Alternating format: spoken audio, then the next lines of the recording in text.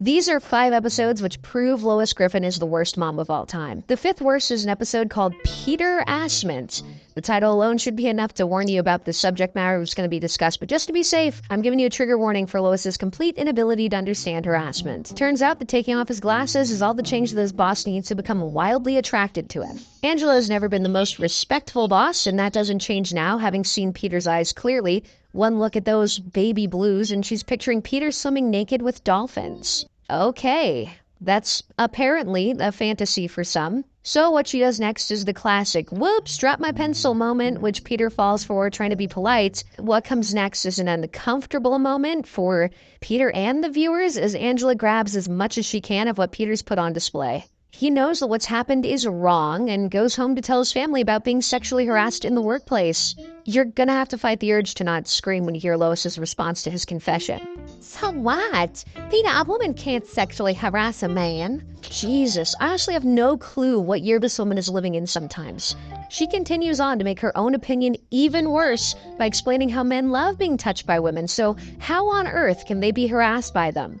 Lois, it is taking everything in me to not make this list more hateful.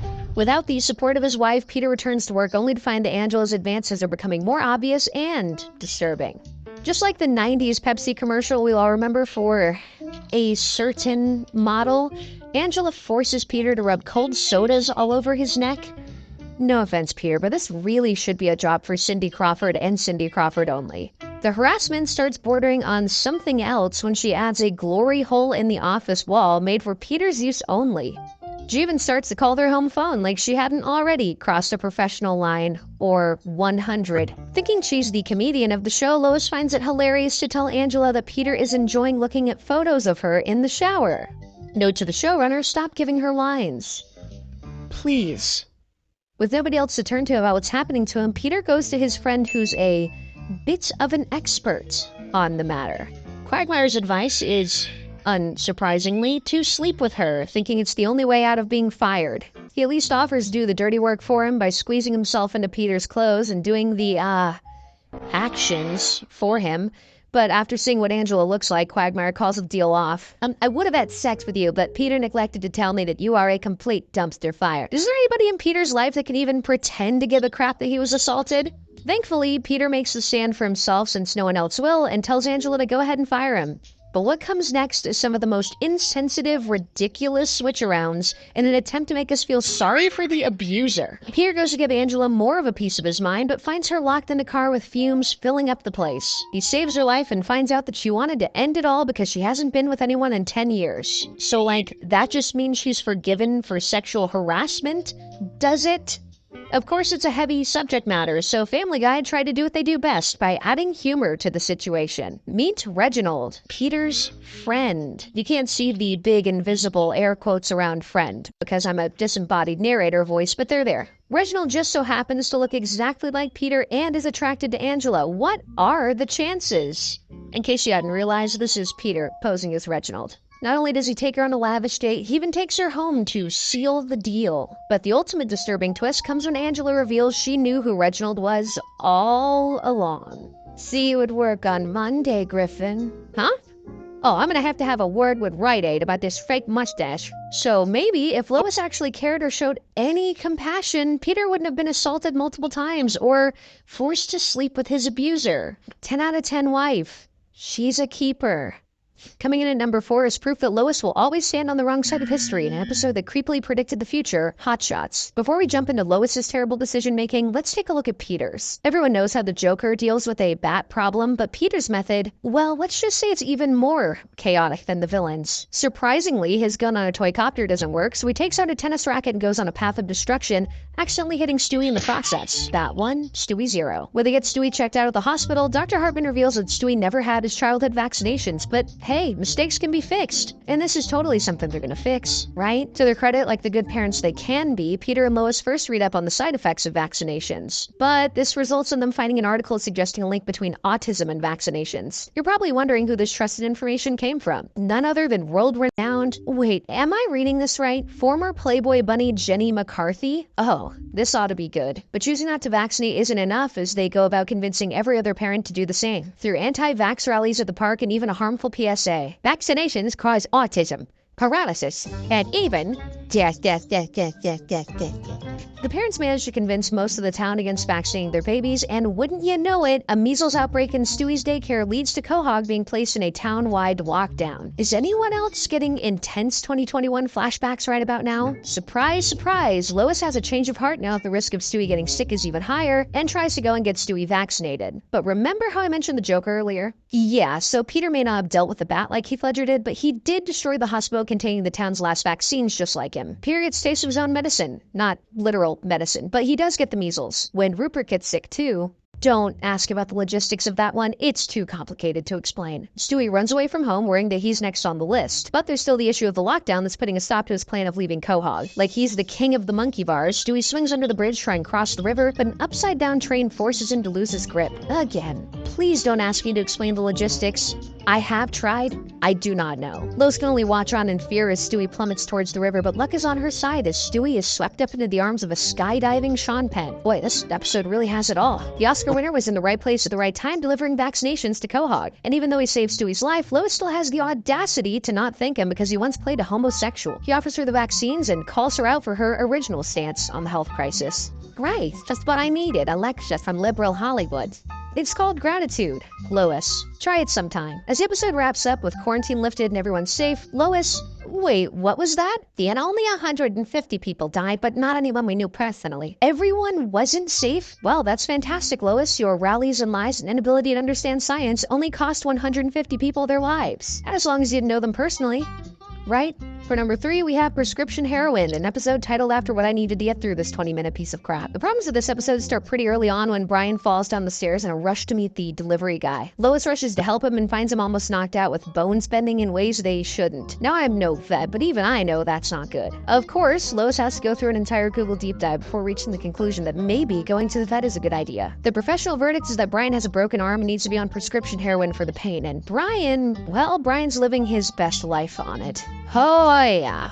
Lois decides she needs a Hoya of her own. Peter's clearly not satisfying her, so she takes half a pill. Now this must be some seriously strong stuff, or she's just a lightweight, because the half a pill has her tripping hard. Side note, who the hell hallucinates Chris Daughtry when they're high? Anyway, this trip is enough to start Lois's journey through addiction. Before I start to rip into Lois too hard, I will give her credit for this one scene that gives the greatest meme of 2022. Alright, that's enough praise for this woman. Bottle of wine at the ready, she goes to take the last pill, but Brian beats her to it. I mean, they're literally his pain meds, and Lois is still angry that he's had the last one. She's not willing to give up, though, and goes to the only place she thinks she knows to find drugs. Underneath high school bleachers. Yeah, so that plan obviously doesn't work out. So the next logical step in finding the final pill is to leave Stewie in an empty tub and get on hands and knees so she can Camera reads around the bathroom. It's one of her more shameful moments, but she's not done. She does find one more pill but gets cocky and tries to fling it into her mouth only for it to bounce off and land in the toilet, since her hand is apparently too big. A flimsy excuse, if you ask me. Lois uses Stewie as a human grapple claw and shoves him into the water. The show's been running for 22 seasons, but it's worth noting that Stewie is still only 1 year old.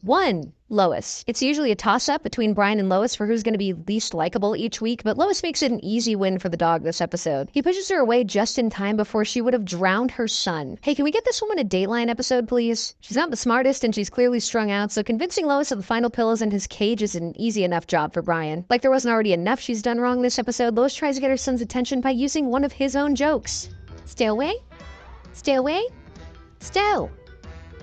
Noise canceling on. I don't know, is it just me or is the delivery just off? By the by, Stewie does what we all wish we could do when she has lines on the show and cancels her voice out. And so come the withdrawal symptoms, hallucinations of expired coupons, dreams of past traumas, and judgment from the Kryptonian Council. But Lois comes out on the other side looking more like herself than she had all episode. Might not seem like it, but I can give Lois credit where credit's due. She does thank Brian for all he did for her and beats the addiction. I mean, it was forced, but she does it at least. She's not going to use the drugs again. Let's hope. But she's still going to chase the euphoric feeling. Alexa, play music that sounds like I'm on drugs. The episode ends and leaves me with only one question. Where on earth is Stewie's apology for almost drowning him? For the number 2 spot, I have to include Lois's behavior in the first Noel. Lois has always had a problem with Christmas and the stress that it brings, even though she mostly brings it on herself.